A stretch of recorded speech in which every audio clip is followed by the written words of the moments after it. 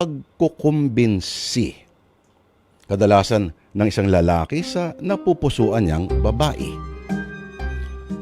Sa mga gantong pagkakataon ay kailangan ng manliligaw na ipakita ang pinakamaayos, pinakakaaya-ayang bersyon ng kanyang sarili.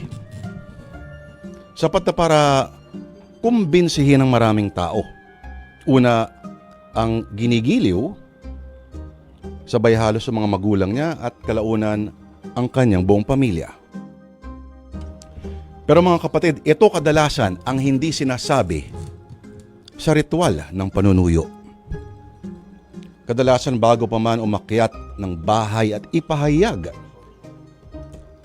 sa babae o sa pamilya ng nililigawan, dapat daw itong nililigawan ay may pagtingin na rin doon sa nanliligaw. Dahil kung wala pa, ay ibang antas daw ng pangungumbinsi ang dapat mong gawin para isuko ng iniirog ang kanyang buong puri at magsanib ang inyong kapalaran. Kaya ang sinasabing pinakamakisig na bersyon ng iyong sarili ay dapat mas paigtingin pa. Pero mga kapatid, paano kung sa ating kwento ngayong Biyernes ng Kababalaghan, kung ang manliligaw mo ay nagkukunwari lang palang tao?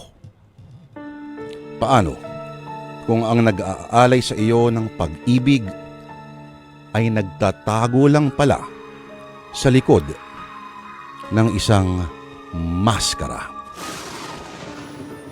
Dahil baka hindi mo kayanin sa oras na iyong matuklasan ang katotohanan. Simulan na po natin dito sa Sana Lord. Ngayong Biyernes ng Kababalaghan na sinulat ni Vincent Manrique, ang dulang pinamagatang Manliligaw Kong Aswang.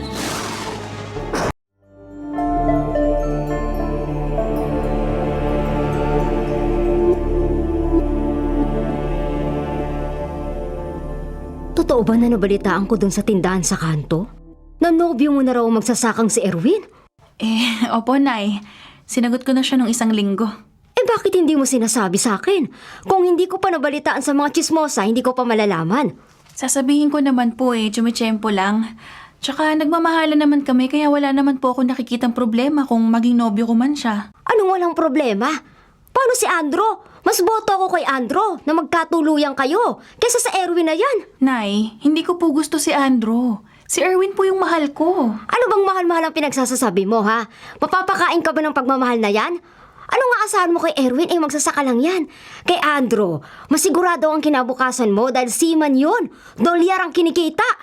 Bakit niyo po ba ako pinagtutulakan kay Andro? Ayaw ko nga po sa kanya. Mia, sana naman gamitin mo yung utak mo, hindi puro puso. Sa hirap ng buhay ngayon, mas maganda yung siguradong hindi mo na po problemahin ang kakainin mo sa araw-araw. Pero Nay... Nagsalita na ako, Mia, ha? Ayoko kay Erwin para maging nobyo mo. Paano kanya bubuhayin ni kahit isang tukang lalaking yon? Malawak ang sakahan na minana ni Erwin sa yumaon niyang mga magulang, Nay. Kayang-kaya niya akong buhayin. Baka lang po yun yung inaalala niyo. Kahit na, hindi ko pa rin siya gusto para sa'yo. Mas maganda pa rin sabihin na ikaw ay nobya ni Andro na isang seaman kaysa maging nobya ka ni Erwin na isang magsasaka. Kaya ngayon pa lang, makipaghiwalay ka na sa Erwin na yan, ha? Hindi po, Nay. Pasensya na, pero hindi ko po susundin ang gusto niyo. Ayan ang napapala mo sa Erwin na yun Naiimpluwensya ang kanya. Hindi naman maganda yung asal. Pati sa nanay mo, susuway ka na. Ano bang pinakain sa'yo ng lalaking yon? Wala po, Nay. Si Andro po yata ay may pinakain sa inyo kaya ganun na lang din kung i-build up niyo siya sa akin. Aba, pilosopo ko pa ngayon, ha? Ako, Mia, wag mo akong sinasagot-sagot ng ganyan, ha? Anak lang kita. Tandaan mo yan. At ako bilang nanay mo, alam ko kung ano mas makakabuti sa'yo. Pasensya na po talaga, Nay. Kahit ano pa pong sabihin nyo, hinding-hindi ko iiwan si Erwin. Hindi ako makikipaghiwalay sa kanya at lalong hindi po ako makikipagrelasyon dyan kay Andro. O sige, pairalin mo yung katigasan ng ulo mo hanggang sa makilala mo ang tunay na ugali ng Erwin na yan. Mabait po si Erwin, Nay. Sana wag niyo naman siyang husgahan ng ganyan.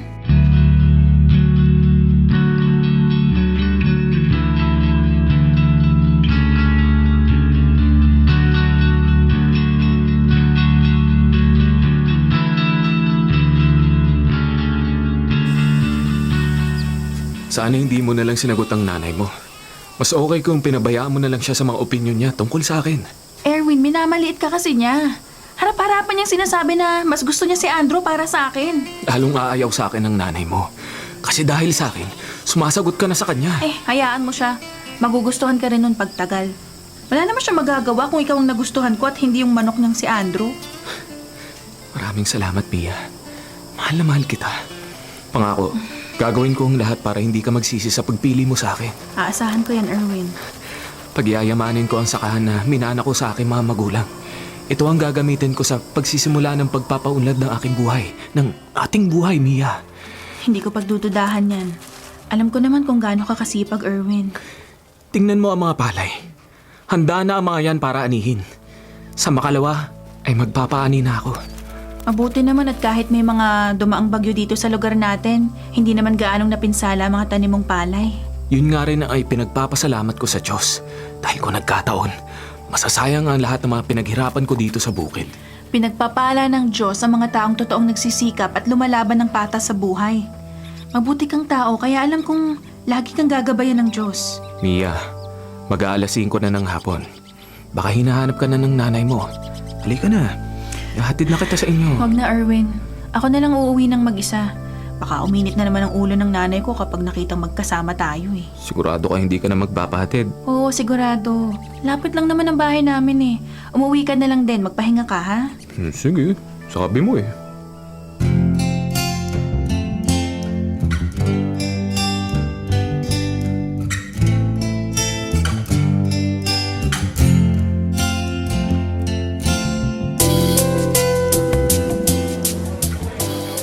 Hi! Mukhang nagkakasiyahan kayo ng mga kasama mo, ha? Pwede ba ako maupo sa tabi mo? Ikaw ang bahala, miss. Rochelle. Rochelle ang pangalan ko. Ako naman si Erwin. Tandaan mo Erwin. Bagay sa yung pangalan mo. Ganda. Kasing ganda mo. Hindi ko alam kung lasing ka o bulero ka lang talaga. Oh, lasing? Di. Malinaw pa ang mga mata at isip ko. Totoo naman na sinasabi ko na maganda ka. Di sige. Maniniwala na ako sa'yo. Gwapo ka naman. Bagay na magkasama isang gwapo at isang maganda. Tayo, Rochelle. O mga kasama, inom po tayo! Teka, lalapit ako sa may tenga mo. Maibubulong ako sa'yo. Baka malasing ka. Pero huwag ka mag-alala. Pwede kitang iuwi pag hindi mo na kaya. Totoo nga? Totoo nga ang nabalitaan natin, Mia? Ayan, tingnan mo yung nobyo mo. Nakikipagharutan sa kung sino-sinong babae. Erwin, ano to? Kulang na lang maghalikan kayo ng babaeng yan sa sobrang dikit ng labi niya sa mukha mo Mia, mali ang iniisip mo. Wag Pagpapaliwanag na, ako. Erwin, wag na. Wala kang dapat ipagpaliwanag. Kitang-kita ng mga mata ko ang kalokohang ginagawa mo. Mia, teka, nag-uusap lang kami. Lumapit lang siya rito at nakipagkwentuhan. Erwin, nakita ko na halos magkadikit na yung mga mukha ninyo. May ibinubulong lang siya. Maingay kasi rito sa bar.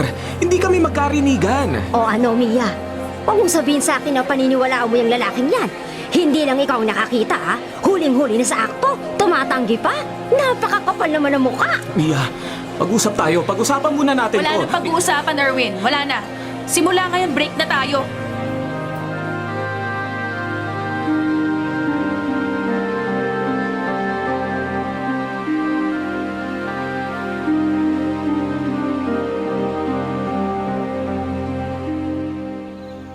O, nakita mo nang ginawa sa'yo ng Erwin na yan, ha? Pinagmamalaki mo pa siya sa akin, pero tingnan mo, niloko ka lang. Tama nga po kayo siguro, Nay. Nagkamali ako na si Erwin ang pinili ko imbis na si Andrew. Walang kwenta yung Erwin na yun. Hayaan mo na. At malakas ang kutob ko na kapag nalaman ni Andrew na break na kayo ng Erwin na yon, liligawan ka ulit noon.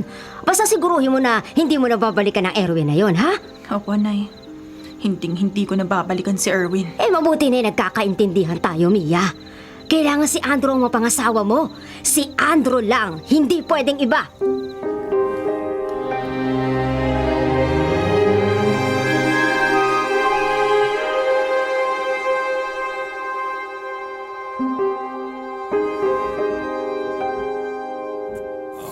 Mia, kausapin mo naman ako. Bigyan mo naman ako ng pagkakataong magpaliwanag.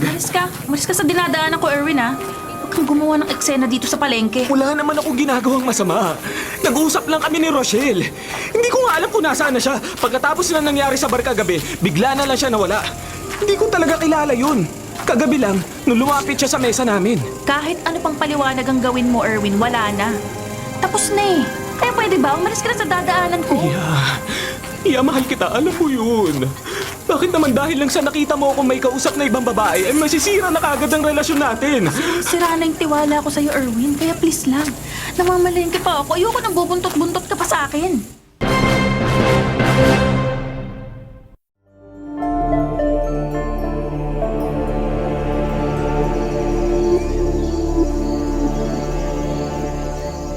Ano ka ba naman, Rochelle? Ang sabi ko sa'yo, huwag na huwag kang pupunta rito sa bahay ko. Ang usapan natin, aalis ka na dito sa lugar namin pagkatapos mong gawin ang inutos ko sa'yo. Relax ka lang, Aling Minerva. Aalis na talaga ako. Dumuan lang ako saglit sa'yo para magpasalamat sa binigay mong racket sa akin. Oo na, walang anuman. Umalis ka na at baka maabutan ka pa rito ni Mia. Pumunta lang siya saglit sa bayan, baka pauwi na yon. Masyado ka namang nervyosa, Aling Minerva. Sige, alis na ako. So, uulitin na. Pag may gusto kong ipagawa sa akin, kontakin mo lang ako. Oo na. Sige na, umalis ka na. Sayonara. Farewell. Babu. Ay, nako. Itong si Rochelle talaga. Makapasok na nga sa bahay. Ay, aba. Kotse ni Andrew yun ah. Nagpunta si Andrew. Nako. Siguradong nabalitaan na niyang hiwalay na sina Mia at Erwin. Aling Minerva, magandang hapon po. Aba, Andrew? Ba't napasugod ka? Dadalawin ko po sana si Mia. Nabalitaan ko po. Ay, oo. Hiwalay na nga sina Mia at Erwin. Ito kasing magaling na lalaki, babaero pala. Huling-huli namin ni Mia na may kinakalantaring ibang babae sa bar. Ay nako, mabuti na padaan ka, Andrew. Ay, naisip ko po kasi baka kailangan ni Mia ng kausap. Ay, oo nga, halika, Andrew, dali. Pumasok ka muna. Patating na si Mia, may binili lang sa bayan. Maraming salamat po.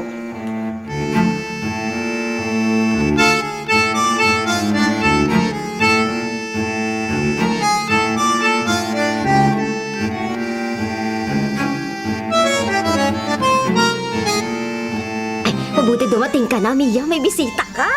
Sino raw ho? Ako, Mia. Magandang hapon sa'yo. Andrew? Ano? Bakit? Akin na yan, dala mo, dali. Mag-usap muna kayo ni Andrew, ha? Magluluto lang ako ng hapunan, ha? Sige po, Nay. Andrew, huwag ka munang uuwi, ha? Dito ka na kumain. Hindi pwede kang tumanggi. Opo, Aling Minerva. Salamat po. Maupo ka. Bakit ka pala nagpunta rito? Napakalayo ng lugar niyo rito sa amin Nag-abala ka pa. Nabalitaan ko nangyari at hindi na ako magpapaligoy-ligoy pa, Mia. Gusto kong sumubok muli sa'yo. Kung pagbibigyan mo ako, handa akong pakasalan ka. Agad-agad. Ano? Kung papayag ka, gusto kong may kasal tayo bago ako muling sumakay ng barko. Andrew! Ayoko! Ay, ano bang ayaw mo, Mia? O sige na, Andrew. Boto ako sa'yo. Sang-ayon ako na may kasal kay ni Mia bago ka sumakay ng barko. Nay! Hindi pwede! Ayoko! Ay, naku, Mia. Huwag kang nga mag-inarte. Pinag-usapan na natin to.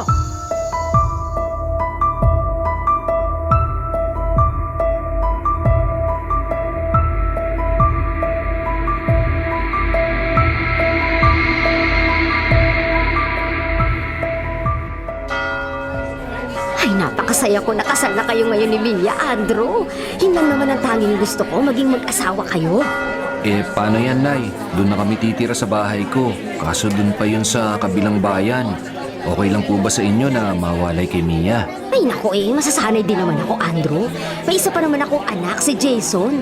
Lagi nga lang wala dahil nasa eskwela, pero sa bahay pa rin naman uuwi yun, kaya may kasama pa rin ako. Paano po pala yung trabaho ko? Mapapalayo ako sa opisina kung doon ako titira sa inyo sa kabilang bayan. Magre-resign ka na, Mia.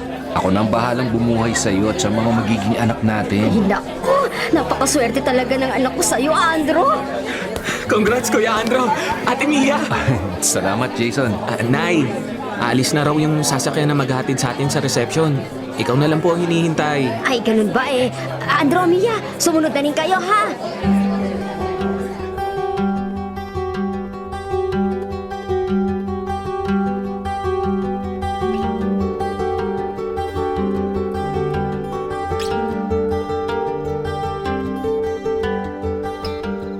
Isang buwan na rin tayong kasal. Hanggang ngayon, matamlay pa rin ang pakikitungo mo sa akin. Alam mo naman kasi na nagpakasal lang ako sa'yo dahil sa pamimilit ni nanay. Hayaan mo akong pag-aralan kang mahalin, Andrew. Pero sa ngayon, pasensya na, hindi ko pa talaga kaya eh. Naunawaan ko naman, Mia. Alam ko naman na kahit kailan, hindi ako itinibok ng puso mo. Bukas pupunta ako sa Maynila para mag-ayos ng mga papeles para sa pagsakay ko ng barko. May iwan muna kita na mag-isa rito, ha? Huwag mo akong alalahanin dito, kaya kong sarili ko. Isa pa, mababait naman ang mga kapitbahay at wala naman akong kaaway. Alam mo, napakasaya ko na naging asawa kita. Sana dumating ang panahon na sumaya ka rin dahil ako naging asawa mo. Ewan ko, Andrew. Ewan ko. Hindi mo ba talaga ako kayang mahalin? Huwag mo na akong piliting sumagot, Andrew. Baka masaktan ka lang sa sasabihin ko. Mahal kita, Mia. Mahal na mahal.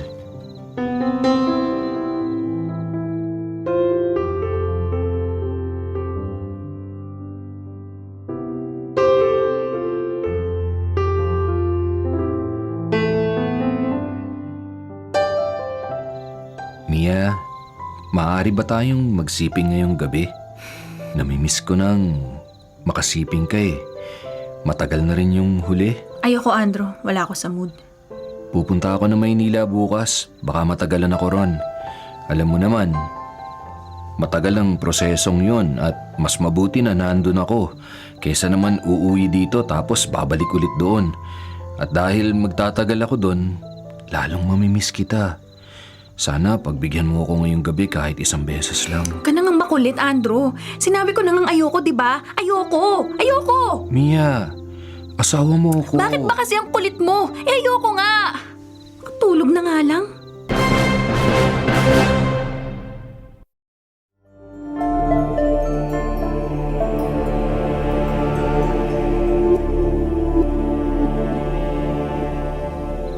Ay, gabi na naman.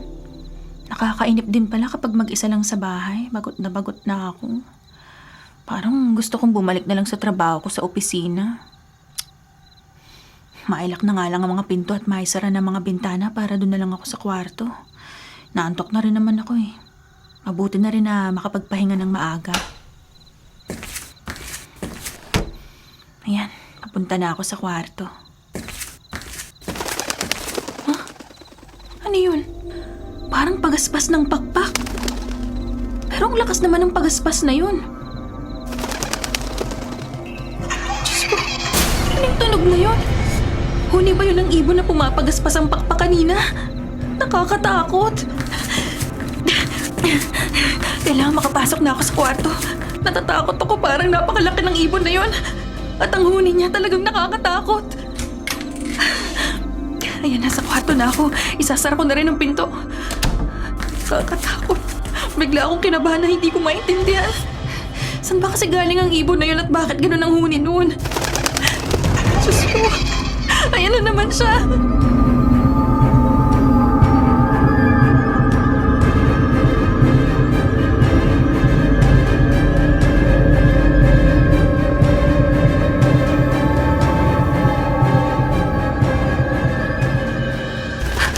Diyos ko. Ayan na naman ang nakakatakot na tunog na yon. Ilang gabi na rin pabalik-balik dito ang huni na yun ah. Saan ba kasi nanggagaling at saan pumupunta ang ibon na yun? Ang lakas ng tunog ng pagaspas ng pakpak niya. Parang napakalapit niya dito sa bahay namin. Diyos ko, huwag naman sanang susubukan ng ibon na yun na pumasok dito sa loob ng bahay. Nakakakilabot talagang huni ng ibon na yun. Ano bang klaseng ibon yun? Bakit tuwing gabi ko lang naririnig ang paglipad niya at paghuni? Teka, tatawagan ko si nanay. Baka may alam siya tungkol sa ibon na to.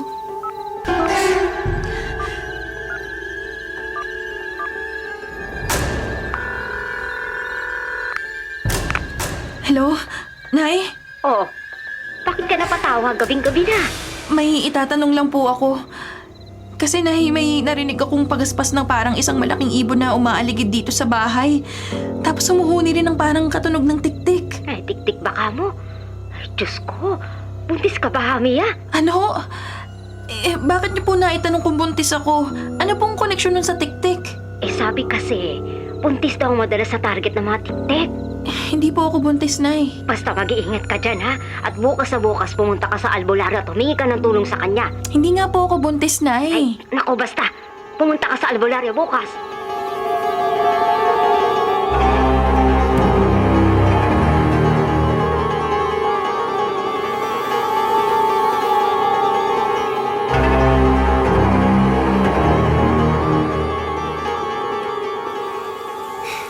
Anong ba ipaglilingkod ko sa iyo, Iha? Apo Konde, gusto ko lang ho sanang itanong yung tungkol sa nangyayari sa akin. Kasi halos gabi-gabi may naririnig akong pagaspas ng pakpak ng malaking ibon. Paligid-ligid po sa bahay namin tapos humuhuni na yung tunog niya po parang tik-tik. Tik-tik.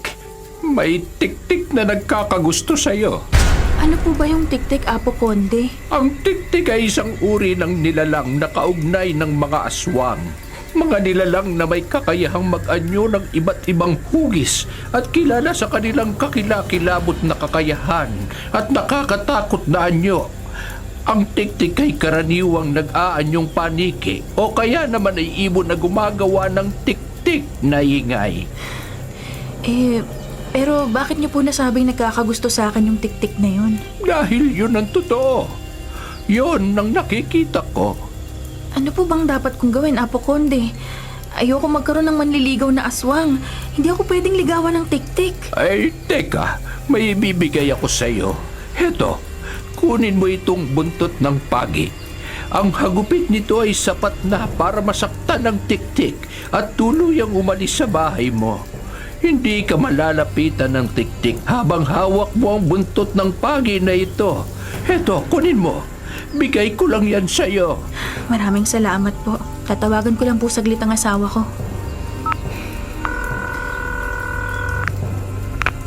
Hello, Andro?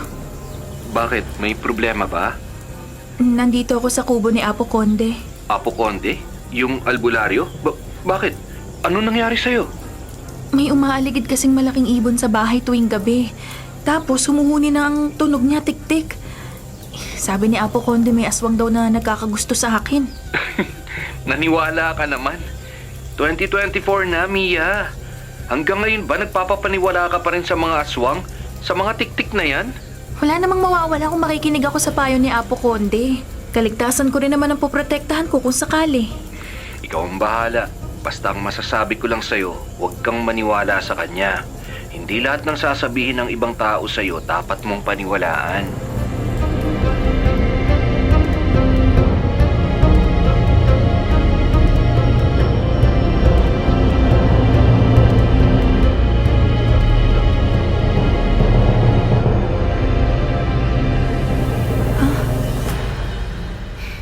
May anino ng tao sa likod bahay. Sino naman kaya yun? Mabuti pa ilawan ko ng flashlight.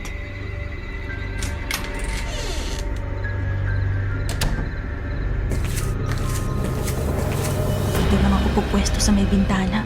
Mahirap nang lumabas. Ito, iilawan ko ng lugar kung saan ko nakita ang anino kanina. Aba, nawala! Wala na yung nakita kong anino ng tao kanina. Mabuti pa siguro bumalik na lang ako sa kwarto. Matutulog ako na hawak ang buntot ng pagi na binigay ni Apo Konde. Mabuti nang handa ako kaysa naman mapahamak.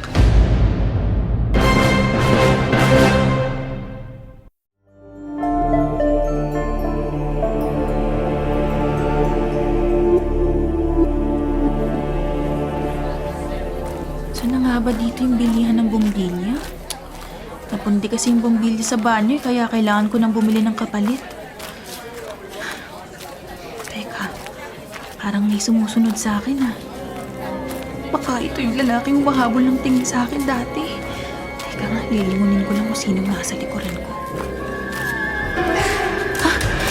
Erwin? Ikaw ba yan, Erwin? Mia, ako nga to. Grabe ka, tinakot mo ko Pasensya ka na, Mia. Wala akong intensyon na takutin ka. Nahihiya lang ako lumapit kaya nagkasya na lang ako sa pagsunod-sunod sa'yo. Maaari ba kitang yayain kumain man lang? Sige.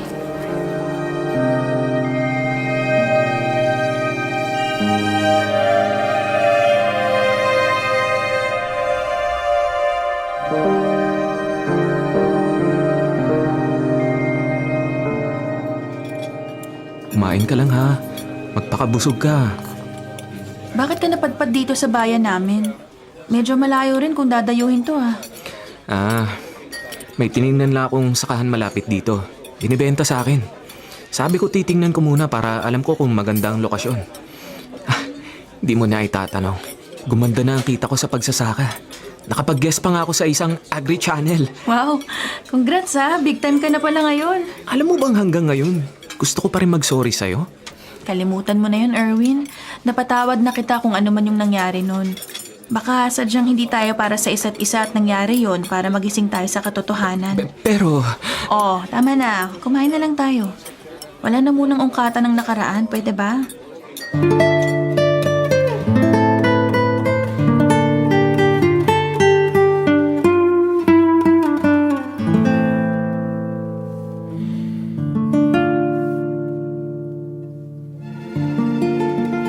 hindi ka ba nagsisisi na sumama ka sa akin dito sa hotel? Hindi ka ba nagsisisi sa ginawa natin kanina sa kamang to? Medyo kinakabahan. Oh, huwag ka matakot. Eto nga at bumiyahe pa tayo papunta rito sa syudad para malayo sa mga lugar natin at malayo rin sa mga taong pwede makakilala sa atin.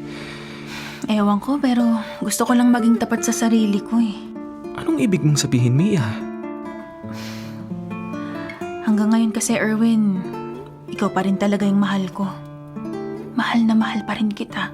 Mahal na mahal din kita, Mia. Pero hindi na kasi to tama Kasal na ako kay Andrew. At mali ang ginagawa natin. Saka na ako hihingi ng tawad sa Diyos, Mia. Ang mahalaga sa akin ngayon ay nakasama kita.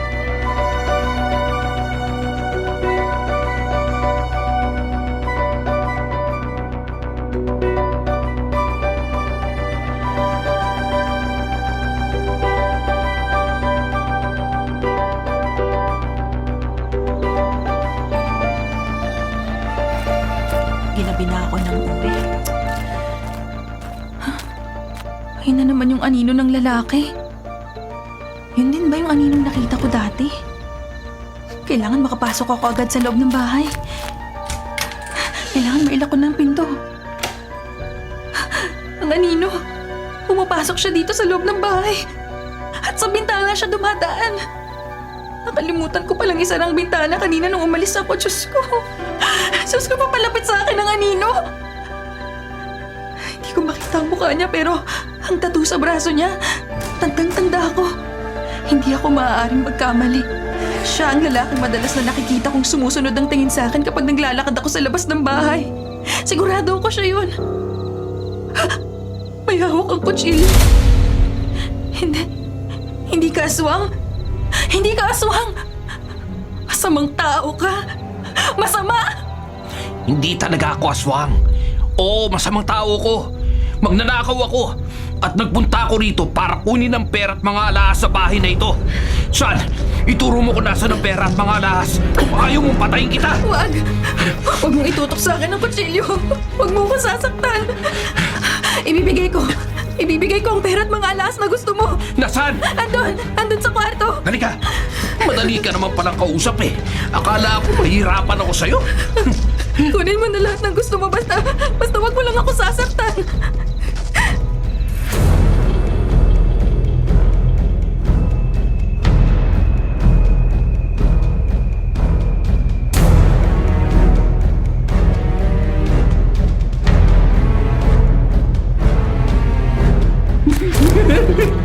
Tiba-tiba ako nito.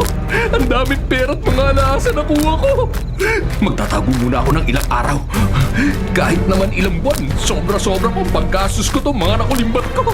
Walang kahirap-hirap ko nakuha. Ano yun? Napakalaking ibon naman ang dumaan sa may ulo ng ko. Napakalaki ng mga pakpak. Napakababa ng lipad niya. Halos managit ako nun ah. Nasaan na yun? Nakakatakot naman yung tulog na yun. Kailangan magmadali ako sa paglalakad.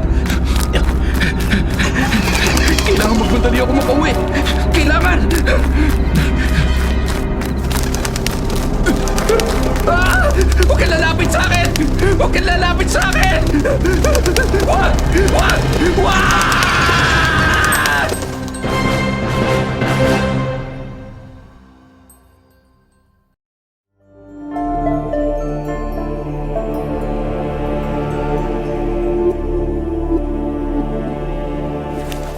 Sino kaya ang lalaking yan?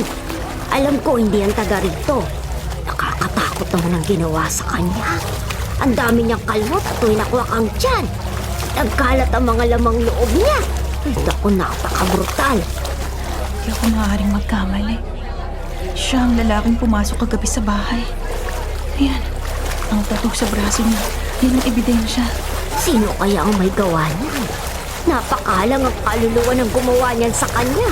Parang hindi tao pumatay sa lalaking yan.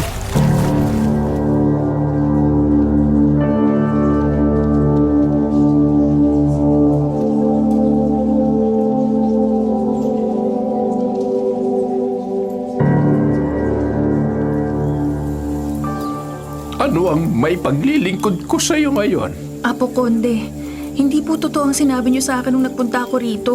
Walang aswang o tiktik ang nagkakagusto sa akin. Paano mo naman nasabi? Hindi ako maaaring magkamali. Nakita ko na may isang tiktik ang nagkakagusto sa iyo. Pero kagabi ho, nakita ko mismo ang aninong umaaligid sa bahay. Hindi ho siya tiktik, magnanakaw ho siya. Pinasok niya ang bahay namin at pinagnakawan kami. Totoo ang sinasabi ko.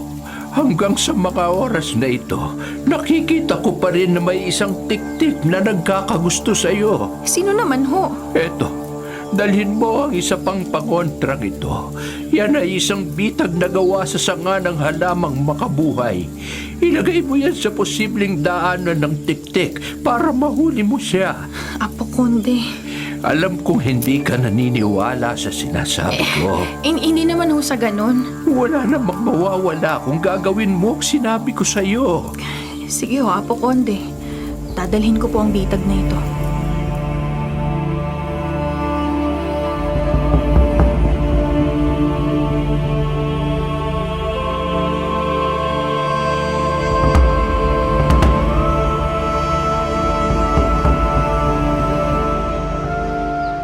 Ano kagabi? Bakit ngayon mo lang sinabi sa akin? Mabuti hindi ka napahamak. Nay, alam niyo ba, yung lalaking yun na sinabi ko sa'yo pumasok at nagnakaw dito sa bahay, patay na. Ano? Sino naman pumatay? Yun nga po, hindi pa po alam kung sino, Nay. Pero grabe po yung pagkamatay niya. Wakwak yung tiyan tapos kinalat yung mga lamang loob. Parang hindi ho gawa ng tao eh. Parang, Gawa ng aswang. Nay, aswang nga kaya yung pumatay dun sa magnanakaw na yun? Ang mabuti pa, samahan ka na lang muna namin ni Jason dyan. Pupunta kami dyan ngayon. Dyan muna kami habang hindi pa mamabalik ang asawa mo. Okay lang po ba sa inyo? Oo naman, anak kita eh. Kailangan may kasama ka para kahit paano may tutulong sa'yo sa mga hindi magagandang pagkakataon. Si Jason po ba? Tapos na ang klase niya, kaya pwedeng-pwede dyan muna siya maglagi.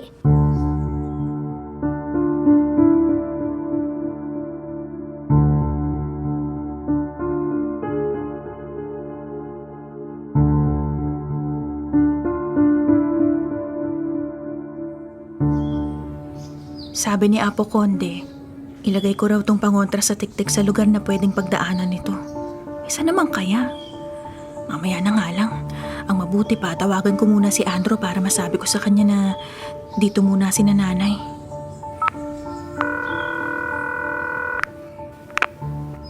Andro, Oh, kumusta dyan? ipapaalam ko lang sana sa'yo na pupunta dito sa bahay si nanay at si Jason para samahan nila ako. Samahan? Bakit? Pinasok kasi tayo ng magnanakaw kagabi. Ha? Ano nangyari? Ikaw, sinaktan ka ba? Hindi naman, pero nakuha nilang pera at mga alahas. Hayaan mo yun. Ang importante, ligtas ka. Natakot si nanay sa kaligtasan ko kaya sabi niya sasamahan niya na lang muna ako rito. Sige, sige. Mas mabuti nga na ganun para hindi ka nag-iisa dyan sa bahay. Salamat, Andro, ha? Mag-iingat kayo lagi, ha?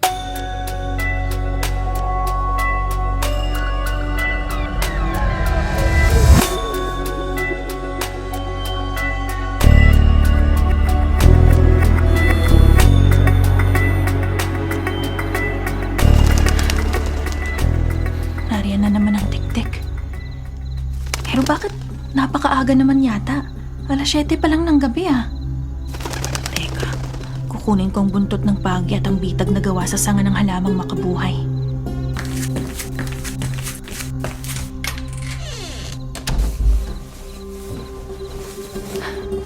Nasaan na ba yun? Saan ko ba nilagay? Dito. Dito na lang muna ako sa kwarto. Hindi na lang muna ako lalabas. Pakiramdam ko mas ligtas ako rito.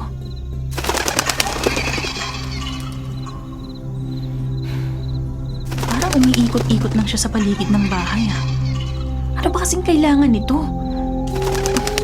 Baka nga totoong sinabi ni Apo Conde na nagkakagusto sa akin ng tiktik na yun. At tama nga rin si Apo Conde. Hindi yung magnanakaw kagabi ang tiktik. Iba yung magnanakaw. Iba rin yung tiktik na umaaligid ngayon dito sa bahay.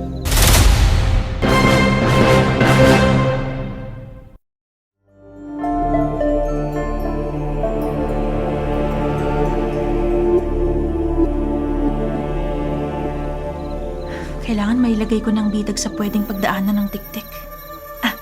Dito. Dito sa gilid ng alulod ng bahay ko ilalagay ang bitag. Ayan, nailagay ko na. Ay, naku, may tumatawag. Nay, bakit po? Ay, wala naman. Gusto ko lang sabihin sa'yo na nasa biyahe na kami ni Jason. Hintayin mo kami, ha? Sige po, Nay. Mag-iingat po kayo, ha? Mag-iingat ka rin dyan. Salamat po. Sige po, Nay. Hihintayin ko na lang po kayo ni Jason dito. Oh, sige, okay. Hindi talaga siya umaalis. Paikot-ikot lang siya sa baligid nitong bahay. Ay, ano yun? Parang may bumagsak sa alulod. Kailangan puntahan ko yun. Teka, ito yung flashlight. Magagamit ko to para mailawan kung ano yung bumagsak sa alulod. Tsaka itong buntot ng pagi. Hindi ko to dapat makalimutan.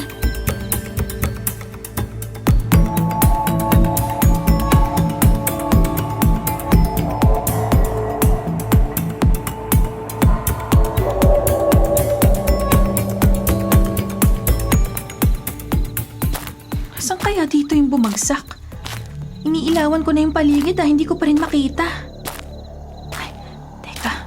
Ayun, parang may tao sa banda ron. Tao nga. Pati puno, matangkad. At hindi isang pangit na nilalang. Pero bakit siya nakahubad? Hubot-hubad ang lalaki. Erwin? Erwin, ikaw ba yan? Mia, Erwin! Ikaw ba ang tiktik? Tapatin mo ko, ikaw ba yung tiktik, Erwin? Oo, Mia. Ako nga ang tiktik. Ako nga, Mia. Patawarin mo ako, hindi ko sinabi sa'yo.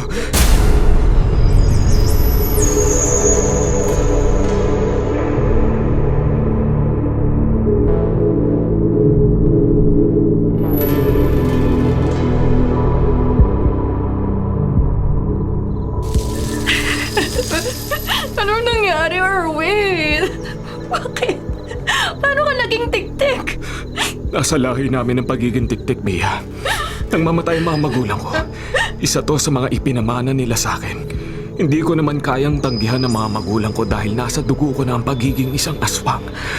Isang tiktik. Hindi ko talaga maintindihan, Erwin.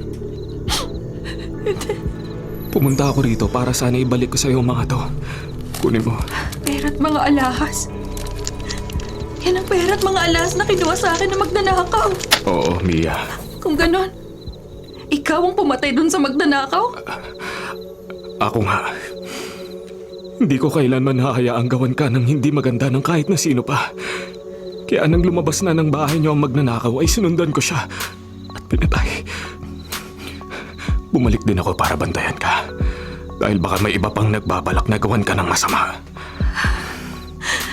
Kaya ka ba paikot-ikot na lang sa paligid ng bahay halos gabi-gabi, Erwin? Para mabantayan mo ako? Oo, Mia. Mahal kasi kita. Sobrang mahal.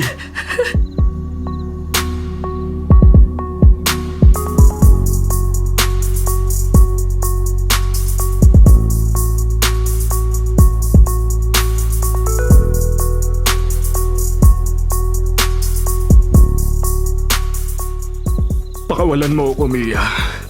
Pakawalan mo ako dito sa bitag na iniligay mo sa gilid ng alulod. Pakiusap! Erwin, hindi ko sinasadya. Hindi ko naman alam na ikaw palang tik-tik. Teka, pakakawalan kita. Kailangan mapakawalan kita bago pa dumating si Nanay at Jason. Papunta sila rito. Oo. Nalaman nila na pinasok ako na magnanakaw kaya pupunta sila rito para may kasama ako sa bahay. Ayan, Erwin. Naialis na kita sa bitag. Malaya ka na. Salamat, Mia. Magpapaalam na ako sa'yo. Huling araw na ito na magpapakita ako sa'yo. Hindi mo na ako makikita kailanman. Pero huwag mong kalilimutan na mahal kita.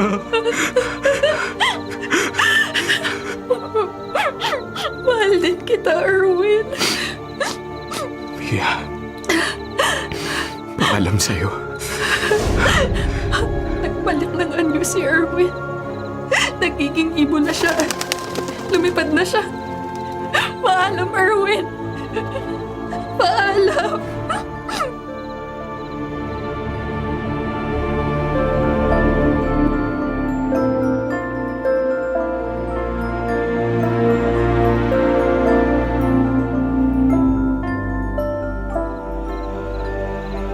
Ang layo rin pala nitong lugar nyo, no? Ginabi na kami ni Jason sa biyahe. Ate, saan ba ang banyo? Naiihina ako. Diretsahin mo lang yan. Paglagpas ng kusina, nandun ang banyo. O siya, sige ate. Salamat ha. Nay, akin na po yung mga gamit nyo. Sumunod na po kayo sa akin sa bakanting kwarto para makapagpahinga na po kayo. Ay, naku, mabuti pa nga. Doon na lang po si Jason sa isa pang kwarto, katabi lang nung magiging kwarto nyo. Ha? Malaki pala tong bahay nyo ni Andrew, no? Iisipin nga ng mga magnanakaw na marami sila makukulimbat dito. Dapat ka talaga mag-ingat dahil maliban sa magnanakaw, di ba nasabi mo dati sa akin na may umaaligid ding tik-tik dito? Hindi ka ba talaga buntis? Hindi nga po ako buntis, Nay. Sabi kasi, buntis daw ang madalas sa target ng mga tik-tik. Ang sabi ho ng albularing pinuntahan ko, Nay, nagkakagusto raw po sa akin yung tik-tik kaya palaging umaaligid dito. Naku! Tako, hindi ko pinangarap na magkaapo na may lahing aswang, ha? Pero wag na po kayo mag-alala, Nay. Sigurado akong hindi na babalik dito ang tik-tik na yun. At paano mo naman nasiguro? Basta, Nay, sigurado po ako.